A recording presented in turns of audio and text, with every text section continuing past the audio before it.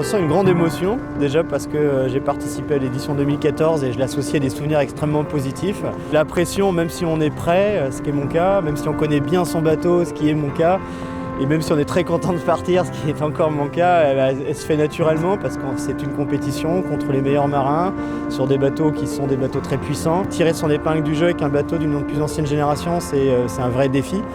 Donc j'ai envie de dire qu'être dans les 10 premiers, ce serait déjà une très belle performance. Tout ce que je peux gratter au-delà serait exceptionnel. Bah oui, ça va être un peu punchy, c'est une vraie route du Rhum. Donc on sait quand on fait des transats au mois de novembre qu'il faut s'attendre à rencontrer des dépressions. Et là on en a une très jolie, pas moyen de l'éviter. Il va falloir rentrer dedans. Bah ça y est, là c'est le grand départ, on est en train de larguer les amarres du ponton. On va mettre le cap sur la ligne de départ, donc c'est la course qui commence. La pression qui monte et maintenant j'ai vraiment hâte d'être parti.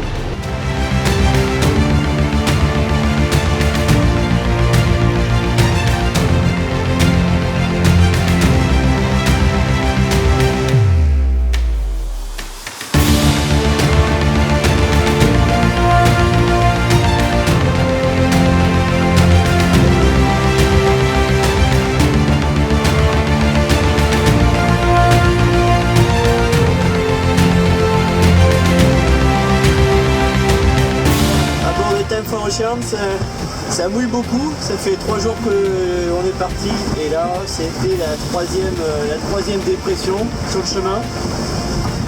Et j'espère la dernière avant de pouvoir mettre un petit peu de sucre dans le cap et de pouvoir se réchauffer. Comme à la maison.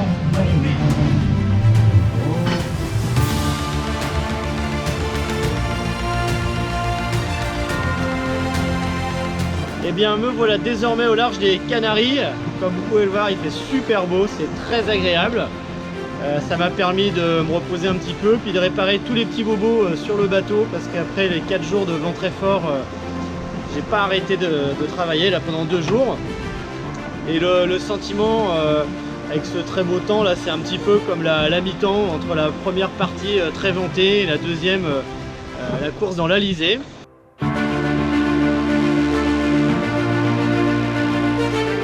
Bonjour à tous. Eh bien ça y est, me voilà dans l'Alizé. Désormais le bateau va vite. C'est à la fois hyper excitant et puis un peu stressant là. Dormir dans ces conditions, c'est pas évident. Donc j'ai le bar beaucoup là en ce moment. Et j'ai vu mes premiers poissons volants, et oui.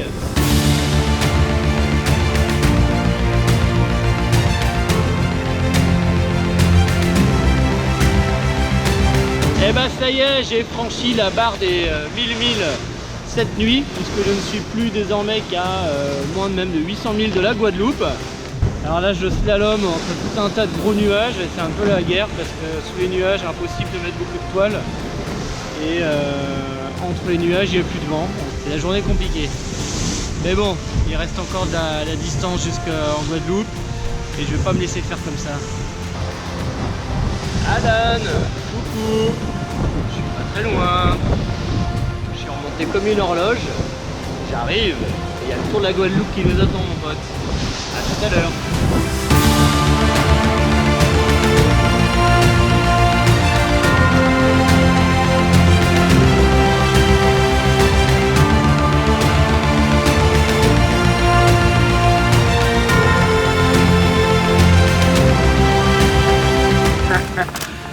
Et bah c'est mon meilleur moment de cette route du Rhum, ce sera même un de mes meilleurs moments en course. Parce que j'étais un petit peu vexé de l'option que j'avais faite à 2-3 jours de l'arrivée en ayant plongé au sud, ça m'avait coûté extrêmement cher.